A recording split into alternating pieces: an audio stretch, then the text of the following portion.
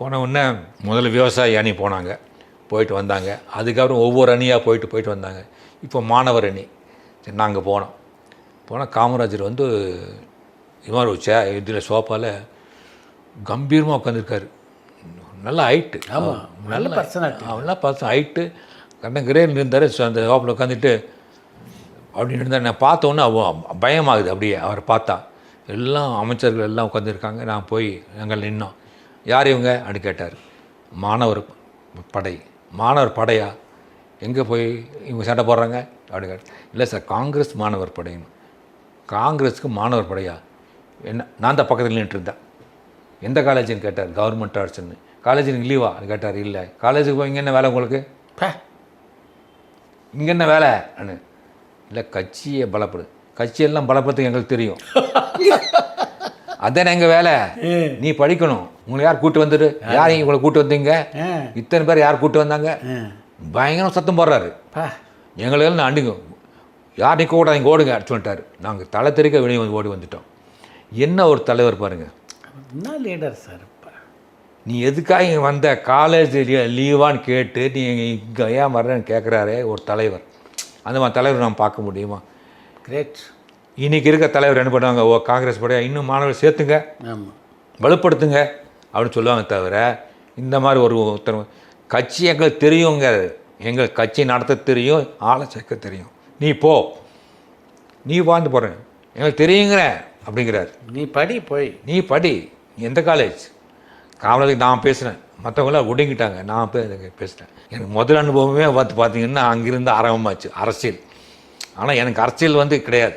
அரசியல் வந்து எங்கள் தொகுதியில் எந்த வேட்பாளர் படித்தவர் ஓரளவுக்கு நல்லவர்னு பார்த்து ஓட்டு போடுவேன். இதுவரைக்கும் நான் ஓட்டு போட்டவங்க யாரும் ஜெயிச்சதில்லை. அது ஒரு பெருமை எனக்கு. நான் ஓட்டு போட்டவங்க ஜெயிச்சது கிடையாது. அது மாதிரியான ஒரு அரசியலில் வந்து எனக்கு அவ்வளோவா தீவிரம் கிடையாது, தேவையும் இல்லை. என்னுடைய முகநூல் பக்கங்களில் வந்து நான் வந்து ஒரு சமூக விழிப்புணர்வோடு கூடிய பதிவுகள் போடுவேன். அதுதான் வந்து மக்களை போய் தொடும்.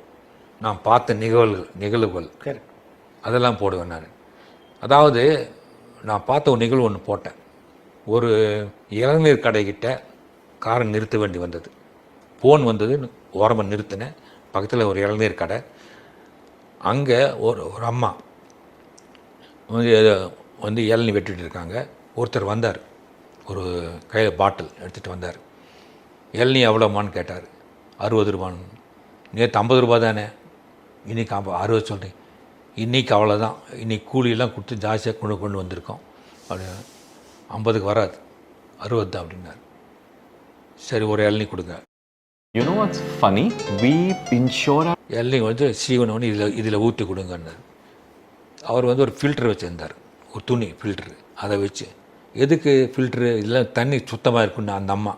இல்லை இது ஊற்றுங்கன்னார். ஊற்ற உடனே எதுக்குன்னு கேட்டால், இல்லை ஹாஸ்பிட்டலில் என்னோடய அம்மா இருக்காங்க, அவங்களுக்கு மூக்கு வழியாக தான் உணவு போகுது, அது டியூப்பில் ஊற்றணும்.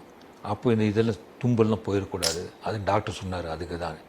அப்படியா அப்படி சொல்லி ஊற்றிட்டு இன்னொரு இளநீர் வெட்டி ஊற்றுனாங்க.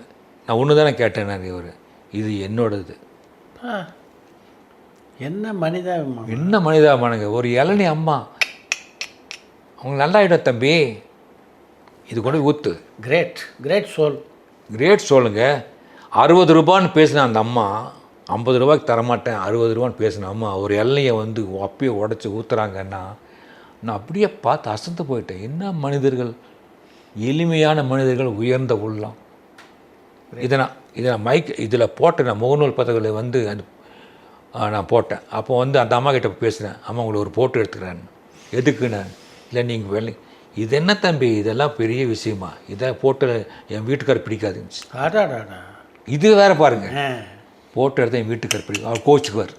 அப்போ வேண்டாமா சொல்லிட்டு அந்த இளநீர் கடை மொத்தம் போட்டோ எடுத்துகிட்டு ஃபேஸ்புக்கில் போட்டேன். இப்படியும் உயர்ந்த உள்ளங்கள் போட்டேன். லைக்ஸ் வந்து 10K போகுது. என்ன நோபல் ஆர்ட். இதை தான் நான் வந்து இந்த ஃபேஸ்புக்கையும் வந்து நான் இப்படி தான் நான் யூஸ் பண்ணுறேன்.